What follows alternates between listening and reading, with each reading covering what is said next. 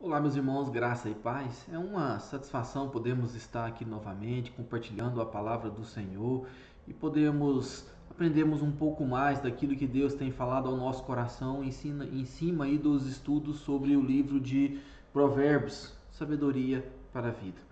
Hoje nós vamos falar sobre a família, o lar, o lugar da instrução. Convido você a abrir a sua Bíblia comigo no livro de Provérbios, capítulo 4. Vamos fazer a leitura de todo o capítulo e meditar algumas coisas nessas letras para as nossas vidas.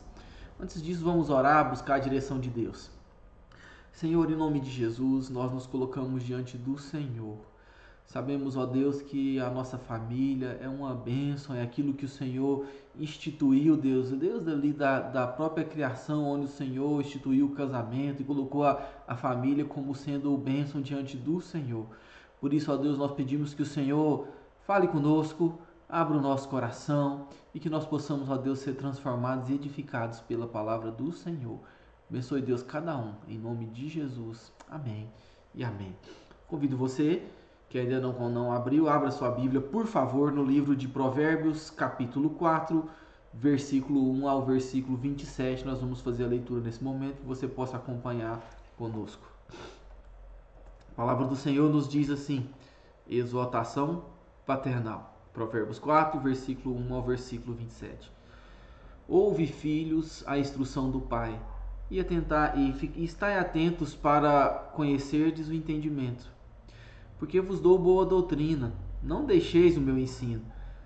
Quando eu era filho em companhia do meu pai, tenro e único diante da minha mãe, então ele me ensinava e me dizia: retém o teu coração as minhas palavras, guarda os meus mandamentos e vive.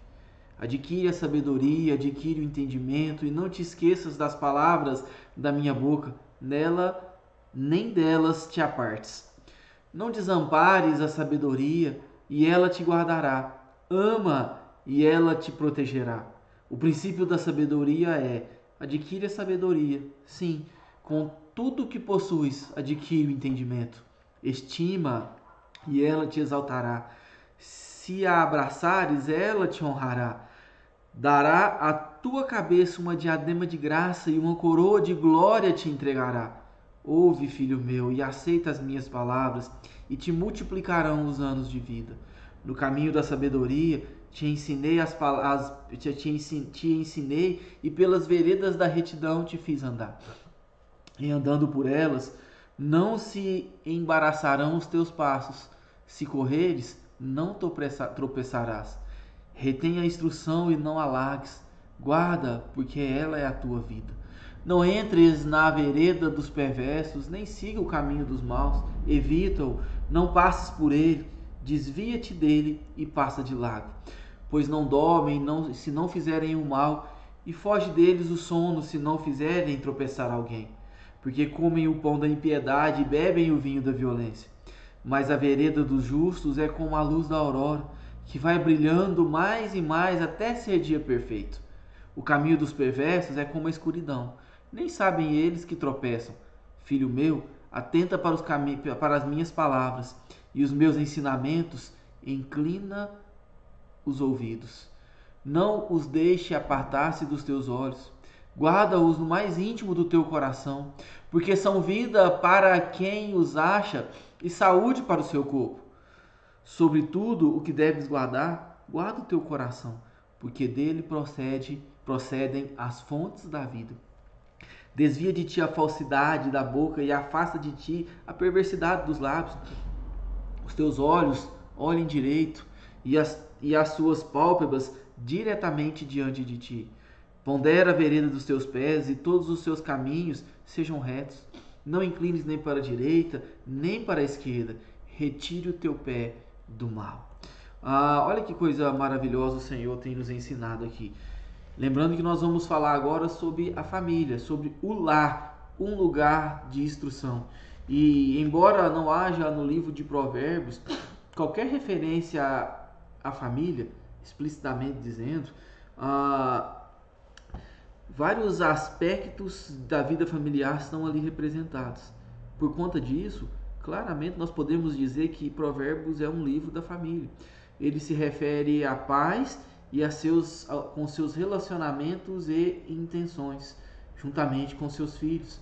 A mensagem é dirigida à família pela boca do pai ou imediatamente pela sabedoria personificada ou por meio de outros falantes em nome do Senhor. Para os irmãos terem uma ideia, o termo pai aparece 25 vezes em todo o livro de Provérbios. O termo mãe aparece 15 vezes. Porém, existem outras 15 referências à mulher ou à esposa. E com relação ao filho, o livro de Provérbios faz 55 menções a essa palavra. Muitos deles incluídos, inclusive filhas também.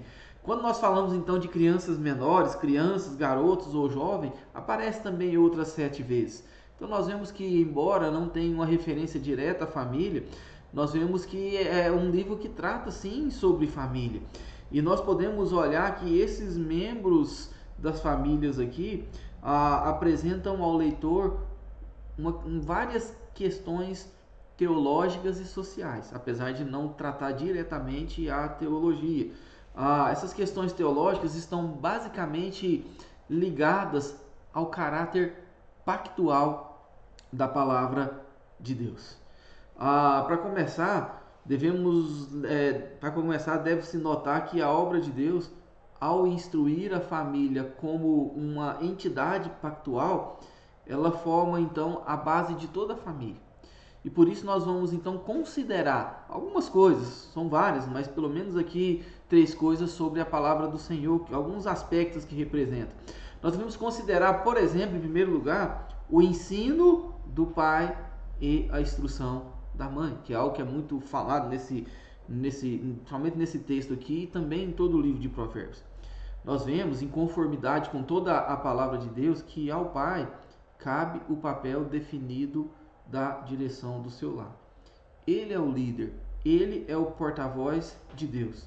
E a ele cabe diretamente do Senhor a instrução do seu filho. À medida que ele faz isso, à medida que ele aconselha, à medida que ele instrui a sua descendência. E ele então ele é expressado aqui o papel do pai, sempre falando e chamando por meu filho. Nessa questão do pai instruindo ao filho aqui, nós vemos pelo menos 4 vezes aqui no livro ele chamando o filho, chamando ao seu filho dessa forma carinhosa e trazendo instrução para a vida deles. Aqui, Provérbios 4:1, Provérbios 5:7, Provérbios 7:24 e Provérbios 8:32. O pai também indica, então, nesse sentido, o papel de ser o cabeça da sua casa, de ser aquele que de fato conduz a sua família. Quando ele se refere aos perigos e às tentações dos seus filhos, que seus filhos enfrentarão, aos quais eles não devem se render a tempo nenhum. Então ele é o cabeça e ele chama os seus filhos, mostra as tentações, mostra os perigos que aquele filho estava correndo e ensinando ele a não seguir por esse caminho. O pai é o que dá então a princípio aqui o direcionamento positivo às questões tanto sociais como culturais do seu tempo. Mas e a mãe? Bom, a mãe representa aqui uma parceira extremamente positiva e essencial na família da aliança. Em momento algum a aliança ou Deus se coloca como aquele machista que só coloca atribuição ao homem. Não, a gente vê que a mãe aqui ela é essencial. Pelo menos 2 vezes nós podemos ver o livro de Provérbios falando aqui para que os filhos não abandonem o ensino da mãe. E esse conhecimento certamente frisa o papel do ensino da mãe na família, que pressupõe inclusive que ela era instruída, porque ela tem que andar com seu filho, ela tem que instruir seu filho, ela tem que mostrar para o seu filho como andar no caminho do Senhor. É interessante notar, inclusive, que a primeira referência quando se fala do filho obedecer ao seu pai, ele fala pai e mãe no mesmo versículo, capítulo 1, versículo 8, como ele diz: filho meu, ouve o ensino do teu pai e não deixe a instrução da tua mãe. Veja que ele coloca o pai e a mãe como sinônimos, como sendo parte da instrução do filho. O papel da mãe em fazer o filho crescer em conhecimento diante de Deus pressupõe inclusive que ela conhecia a palavra de Deus e que ela era instruída na palavra de Deus.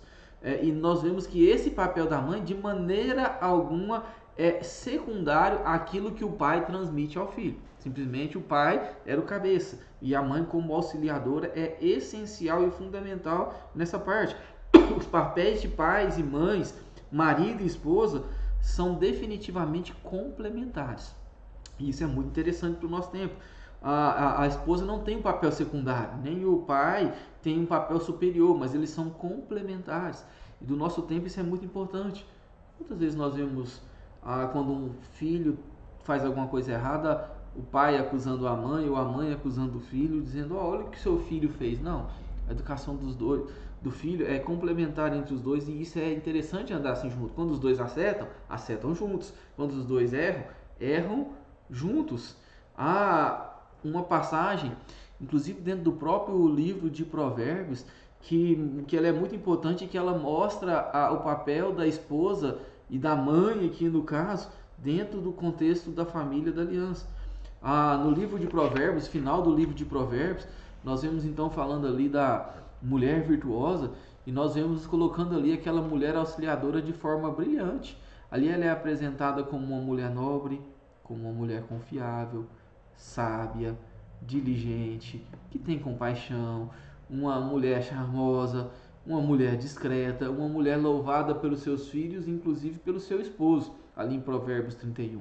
Então a gente consegue perceber aqui que de fato o provérbio está falando com a família, ele está falando aqui na instrução do pai, ou no ensino do pai e na instrução da mãe, em conjunto como provedores ali da fé dos seus filhos. Agora, o interessante do livro também, em segundo lugar, esse texto que nós lemos aqui, é que ele mostra, o livro de Provérbios, a intenção dessa instrução e esse ensino dos pais. A intenção, de fato, é senão alcançar o coração do filho. Engraçado, porque às vezes a gente pensa: eu tenho que educar meu filho para ser um bom cidadão. Correto. Eu tenho que educar meu filho para conseguir conduzir sua vida e ter uma profissão. Correto. Eu tenho que educar meu filho para ser uma pessoa instruída, inteligente, sabe? Correto.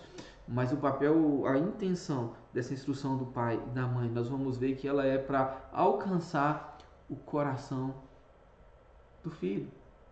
Nós sabemos que, apesar de tudo isso, que os pais têm que instruir seus filhos, é preciso a gente lembrar que haverá momentos em que os filhos vão se recusar a obedecer seus pais, vão se recusar a bendizer seus pais, suas mães. A Bíblia inclusive fala que existem jovens que são altivos e imundos, lá em Provérbios 30. A Bíblia fala que tem filhos que são tolos e que acabam sendo uma tristeza para a mãe, que acabam por desprezar a mãe e o pai, acabam por mandar embora e trazer vergonha para si mesmo. Mesmo assim, o conselho da palavra do Senhor é, segundo Provérbios 23, 22, ouça seu pai que te deu a vida, não despreze sua mãe quando envelhecer. Olha só que me ensina que alcançar o coração. Essas instruções pelos autores de Provérbios revelam que eles estavam ali em sintonia com o quinto mandamento, que é honrar pai e mãe. Pode-se dizer constantemente que os filhos são os personagens principais do livro de Provérbios. Nós não temos nenhum problema em ter isso. Já nós vemos que no capítulo 1, no versículo 7, nos é falado o pródigo do livro, né, que fala que no temor do Senhor, que o temor do Senhor é o princípio do saber. E ali então nós vemos que a sabedoria, a disciplina e o entendimento, tanto também a prudência, são virtudes para todo o povo de Deus. Mas a partir daí, capítulo 1, versículo 8, a palavra já é dirigida ao filho. A palavra então já é apontada ao filho que está falando, que está em completo acordo ali com o tempo de Salomão. Agora, como alcançar o coração do filho aqui? Nesse sentido, nós temos que ver que, primeiramente, havia um papel na descendência da aliança. E aqui está então a questão do pai e da mãe, deles então poderem instruir os seus filhos e atenderem o coração do filho. Deus havia falado com muita segurança a Abraão ali em Gênesis capítulo 18, versículo 18 a 19. Eu quero pedir para você abrir esse texto comigo. Olha só que a palavra do Senhor nos fala assim: visto que Abraão certamente virá a ser uma grande e poderosa nação, e nele serão benditas todas as nações da terra. Olha só 19. Porque eu o escolhi para que ordene a seus filhos e a casa depois dele. Olha só, presta atenção nesse ordene a seus filhos, a fim de que guardem o caminho do Senhor e pratiquem a justiça e o juízo, para que o Senhor faça vir sobre Abraão o que tem falado a seu respeito. Olha que coisa maravilhosa. A gente vê aqui que o Senhor escolheu Abraão para quê? Para dirigir os seus filhos e a sua casa para os caminhos divinos. O alvo de Deus aqui é colocado muito claro. Ele estava então colocando ali, fechando uma aliança com Abraão, que viria ali, a família dele seria bênção por todas as nações, apontando já para Jesus Cristo, mas ele mostra as suas intenções, né? E ele mostra também o método de cumprir, ou seja, Abraão recebeu a ordem de preparar os seus descendentes para o cumprimento das promessas de Deus às nações. A promessa não seria por meio dele, mas seria por meio do seu descendente. O seu descendente iria abençoar todas as nações. E ele deveria preparar os seus filhos, os seus filhos, os filhos dos seus filhos e os filhos dos filhos, os filhos dos filhos dos filhos, de forma que a descendência chegasse ali ciente do papel do Senhor. Olha só, não é só aqui em Abraão, não. Quando a gente fala em relação à aliança, ali também com Moisés, depois já ali depois da passagem do Mar Vermelho, que estiveram ali no deserto durante 40 anos, o Senhor então mostra ali por meio de Moisés a que o povo instruísse seus filhos para que eles amassem ao Senhor. Então, para que eles o quê? Para que eles então pudessem receber as suas instruções e obedecessem os mandamentos.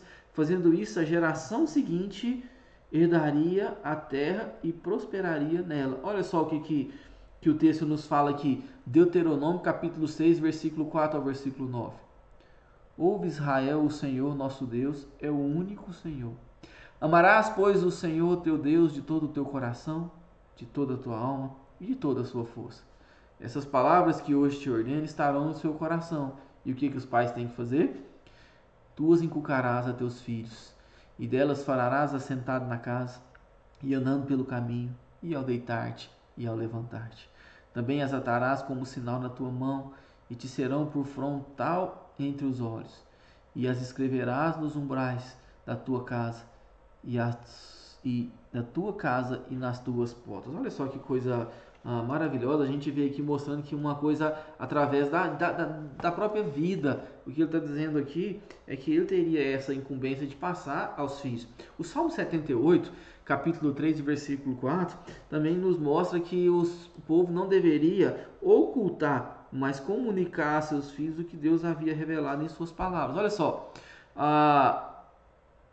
o que ouvimos e aprendemos, o que nos contaram nossos pais, não os encobriremos a seus filhos. Contaremos à vindoura geração os louvores do Senhor e o seu poder e as maravilhas que fez. Percebe que a gente consegue colocar aqui pelo menos umas 5 gerações? O que uma geração ouviu da sua anterior, né? O que uma geração ouviu da sua anterior, ela então passaria a sua outra geração, que contaria a próxima geração, da próxima geração. Então a gente consegue ver aqui várias gerações. O que eu aprendi do meu pai, eu falo para o meu filho, para que ele conte para o filho dele e para os filhos dos filhos dele. Olha que coisa maravilhosa. O que eles deveriam ensinar? Que eles deveriam então obedecer às promessas de Deus, incluídas aqui naquele papel pactual de que Deus estaria com eles para sempre. Então nós vemos aqui que o papel da descendência na aliança, mas mais importante do que isso, a voz do próprio Deus falando aos filhos. Salomão, sem dúvida aqui, que foi um dos principais autores do livro, ele estava ali inteiramente coerente com a revelação anterior da palavra de Deus, que era o que? Intenção, os feitos e as exigências de Deus. Salomão, nós sabemos que ele reinou num dos momentos aqui mais áureos do povo de Israel. Futuro maravilhoso, mas que ele deveria então preparar a sua geração e a próxima geração para que eles estivessem então cientes dessa aliança do Senhor. Eles deveriam, eles tinham apenas que escutar, aprender e obedecer toda a mensagem divina repetida nos escritos, já disponíveis no tempo de Salomão. Não só Salomão, como todos os autores de provérbios, eles foram bem diretos falando com os seus filhos e com aquela geração a respeito da voz de Deus. Eles falaram a maioria das vezes com voz imperativa, mostrando aqui uma questão paterna e direta para que eles obedecessem o caminho do Senhor. Mostrava aqui um exercício pactual. Sempre eles diziam, filho meu, apontando o quê? Contra as seduções dos maus. E eles insistiam para que eles ouvissem a seus pais. Filho meu, escuta, que o filho que escuta traz alegria aos pais, mas que o filho que não escuta traz tristeza para a mãe e para o pai, traz ruína aos seus pais. Além disso, a instrução do filho mostrava a questão da disciplina, que era como uma advertência para deixar o filho andando no caminho sábio do Senhor. Por isso, o texto de Provérbios, capítulo 3, 11, 24 e 21, fala para que o filho não despreze a disciplina nem a repreensão do Senhor. A gente vê aqui claramente que tanto os pais, os conselheiros, eles se consideravam como porta-voz de Deus na educação dos filhos. Nós pais somos assim. Queremos pedir para Deus ter misericórdia das nossas vidas, porque nós somos portadores de Deus para levar os nossos filhos a servi-lo, a serem servos e servas fiéis diante de Deus. E Deus usa a pessoa do pai, da mãe e daqueles que são imbuídos de autoridade dentro das suas famílias para educar as pessoas. Essa é a intencionalidade, é alcançar o coração do filho. Para quê? Com qual objetivo? É o nosso terceiro ponto, com o objetivo de combater a insensatez. O livro de Provérbios chama a atenção de pais e mães para que ensinem e aconselhem seus filhos, mas também exorta sobre a disciplina. A disciplina de quê? Que exige conduzir os seus filhos à moralidade e uma vida piedosa. Inclusive, uma curiosidade, o termo discipulado ele é derivado de disciplina. Um discípulo é a pessoa que obedece o que é ensinado e exigido, que aumenta muito a percepção de discipulado da gente, não sendo apenas um plano a se seguir, mas sendo uma obediência dada ao Senhor. Por isso a gente vê aqui a importância da disciplina na educação dos filhos dentro do lar. Para participar da comunhão com Deus e das bênçãos decorrentes da sua aliança, o filho deve receber a disciplina no sentido de correção, porque a insensatez está ligada ao coração. Provérbios 22, versículo 15 nos diz o seguinte: a estutícia está ligada ao coração da criança, mas a vara a afastará dela. Ou seja, a insensatez é algo que está no coração. A criança não está sem pecado, na verdade ela já nasceu em pecados, ela já foi concebida em pecados. Salmo 51, versículo 5 nos fala: eu nasci na iniquidade e em pecado me concebeu minha mãe. De forma que uma criança recém-nascida, que nem fala ainda, ela já é influenciada pela natureza pecadora, por essa insensatez que precisa ser tratada e corrigida para que ela ande nos caminhos do Senhor e para que quando ela ficar velha, então, ela continue andando nesse caminho e que todas as vezes que ela for por um caminho que não serve ao Senhor, ela se arrependa e volta. E esse propósito aqui inclui treinamento e educação de acordo com as disciplinas do Senhor. Não é isso que diz Salmo 26, versículo 6? Ensina a criança no caminho que deve andar e quando for velho não se desviará dele. Só precisamos lembrar na interpretação desse versículo aqui, que no original ela traz a ideia de que a criança deve ser treinada, mas ela não deve ser treinada para ser um boneco de nós ou um boneco daquilo que a gente acredita que ela deve ser, mas ela deve ser treinada, ela deve ser educada, ela deve ser desenvolvida, levando em consideração as suas individualidades e a sua vocação, porque cada um Deus criou de uma forma diferente e nós temos que perceber e aplicar isso.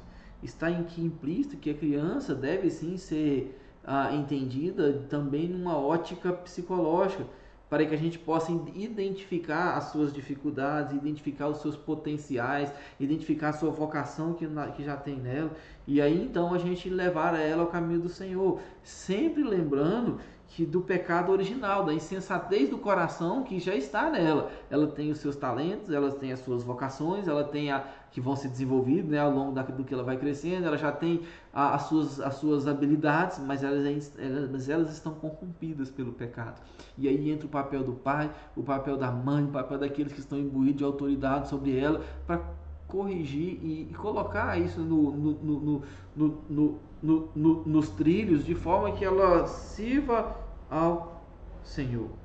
Embora esse procedimento hoje não seja defendido por alguns educadores e até alguns psicólogos, a palavra do Senhor nos fala que a disciplina ela é necessária não para fustigar o filho a sentido dele ser espancado, mas para remover a insensatez do coração do filho, para que ele alcance a disciplina. Por falar em alcance, qual é o alcance da disciplina no sentido de colocar ele nos trilhos do filho nos caminhos do Senhor? Nós vemos que nós podemos ver isso por várias perspectivas, e aí nos chama a atenção para a gente ver o quanto que é importante os pais nesse sentido. E eu vou citar pelo menos 6 rapidamente para a gente pensar nessa manhã. Primeiro, a criança por natureza ela não é capaz de se desenvolver como serva de Deus. É preciso haver instrução, é preciso haver treinamento, é preciso haver direcionamento. O pecado e a insensatez estão aqui impregnadas no coração, mas eles precisam ser colocados diante do Espírito Santo, para que o Espírito Santo desvende isso e que graciosamente os desafie a abandonar essa insensatez e serem servos e servas diante do Senhor. E essa é uma das primeiras benefícios da disciplina na vida da criança. A segunda coisa é que a criança instruída e treinada, ela deve desenvolver sua própria sabedoria. Nós não estamos aqui criando nossos filhos para que eles sejam igual a nós, mas na sua própria sabedoria, de formas que elas honrem a Deus e sejam filhos e filhas sábias diante do Senhor. Assim, o seu relacionamento com o Senhor será desenvolvido e amadurecido de acordo com aquilo que elas mesmas têm de potenciais e de vocação diante do Senhor. Em terceiro lugar, os pais serão honrados, serão abençoados pelos seus filhos viverem de maneira sábia. Quantos pais e quantas mães não choram amargamente pelos seus filhos terem andado por caminhos errados? Alguns nem têm mais os filhos ou nem têm mais as filhas porque elas entraram por caminhos errados. Mas os filhos que andam segundo o ensino do pai, que andam segundo o ensino da mãe, eles honram os pais. Aquele que é deixado ao seu bel prazer acaba sendo vergonha, tristeza, ruína. O quarto benefício, um quarto aspecto que nós podemos olhar aqui é que ao submeter-se à instrução e ao treinamento, o filho traz alegria. Se por um lado ele traz tristeza, por outro ele traz alegria. Ele se torna sábio, se torna deleite. Você pode saber que quando o Senhor for te levar, você vai deixar um servo e uma serva fiel ao Senhor. Quinto lugar, Deus chama pelo coração do filho. O coração ele é conhecido como o centro da fonte principal da vida. E o coração ele é comprometido com Deus. O coração que é comprometido com Deus e com Ele, ele acaba sendo comprometido em todas as dimensões da sua vida. E Deus, aqui sabe aquela ideia de a intenção de alcançar o coração do filho? Quando a gente alcança o coração do filho e instrui o coração do filho a ser servo e serva do Senhor, o Senhor alcança o coração do nosso filho. E ele então será a bênção diante do Senhor. E em sexto lugar, a instrução e o treinamento que precisam ser dados a cada geração não deve limitar-se simplesmente ao momento pactual entre filhos e Deus. Existem vários outros aspectos não só religiosos, mas aspectos sociais, aspectos de cidadania, que nós também temos o dever de instruir nossos filhos e mostrarem a fé diante dessas situações, diante da política, diante da sociedade, como um aspecto social de cuidar das pessoas, Tudo isso nós temos a responsabilidade diante do Senhor. Eu sei que é rápido o que nós falamos aqui, poderíamos ter explorado muito mais, mas o nosso tempo não nos permite. Mas a verdade é que a família, que nós podemos concluir, é que a família é uma grande bênção estabelecida por Deus. E por isso nós temos que prezar e velar por essa instituição. O campo que os pais devem atuar é fazer com que os seus filhos participem da comunhão com Deus. Todos os aspectos da vida dele. Deus tem grandes bênçãos para as nossas vidas e também para os nossos filhos. Eles são incluídos dentro dessas bênçãos. Nós temos que levar isso a eles. Por isso nós temos que ser mestres, juízes, professores, amigos dos nossos filhos. Se nós pudéssemos fazer algumas aplicações no nosso coração, nós poderíamos inclusive dividir aqui por entes da família. Aos pais, aos homens, pais homens, nós devemos lembrar que nós não podemos negligenciar a nossa responsabilidade de ser pais. Muitos têm transferido a responsabilidade às esposas, e Deus certamente cobrará de nós a nossa responsabilidade de liderar a nossa família, liderar o nosso lar à presença do Senhor. Nós devemos exercer o nosso mandato do Senhor de sermos cabeça e líder da nossa família. E isso não quer dizer que a esposa é inferior a nós, não, muito pelo contrário. A esposa, ela é uma auxiliadora, ela é aquela que anda ao lado, que tem um papel diferente, mas é essencial e está junto, e devem andar juntos ali com o Senhor. A questão aqui não é de um ser mais autoridade do que o outro, é simplesmente de papéis diferentes. E a mulher está como auxiliadora, num dos papéis dela, auxiliando o esposo nessa criação dos filhos. Homem e mulher foram feitos à imagem de Deus e ambos são importantes diante de Deus. Por isso, nós devemos estimular nossas mulheres a abraçarem o papel de ensinadoras no lar. Se por um lado os pais têm delegado às mães, muitas mães têm delegado a educação dos filhos para as cuidadoras, para as babás, para aquelas que ficam mais tempo com o seu filho do que elas mesmas. E aí a gente vê um atropelar. O pai não exerce sua função, passa para a mãe não exerce sua função, passa para outro terceiro. E nós então abandonamos esse papel importante de levar os nossos filhos a crescerem no caminho do Senhor. Maridos e esposas, pais e mães, devem depender do Senhor para viverem na aliança e levarem seus filhos a serem agentes da aliança também, depois contando aos seus filhos, aos seus netos e filhos dos seus netos. Que Deus abençoe. Eu quero orar pelas nossas vidas, que Deus tenha misericórdia das nossas vidas como pais, e nos ensine a educar os nossos filhos na presença do Senhor. Senhor, em nome de Jesus, nós estamos diante do Senhor, ó Deus. Primeiramente, nós queremos confessar, Deus, que diante dessas correrias do dia a dia, muitas vezes nós negligenciamos, Deus, nosso papel como pais. Que o Senhor, ó Deus, nos abençoe cada pai, cada mãe que está nos assistindo agora. Nós possamos repensar as nossas vidas, Deus, diante, ó Deus, do propósito que o Senhor nos deu, do propósito maravilhoso de sermos educadores e de levarmos, Senhor, nossos filhos também a serem servos do Senhor. Os nossos primeiros discípulos são os nossos filhos, as nossas primeiras ovelhas são os nossos filhos. Que o Senhor abençoe cada mãe, que o Senhor abençoe cada pai, que o Senhor abençoe também os filhos, Senhor, que estão nos assistindo, que eles possam, ó Deus, entender o papel tão importante que Deus colocou na mão dos seus pais, e que eles possam, ó Deus, se submeter à educação, ao treinamento e à disciplina dos seus pais. Abençoe a nossa igreja, abençoe cada família, em nome de Jesus. Amém e amém. Que Deus te abençoe ricamente.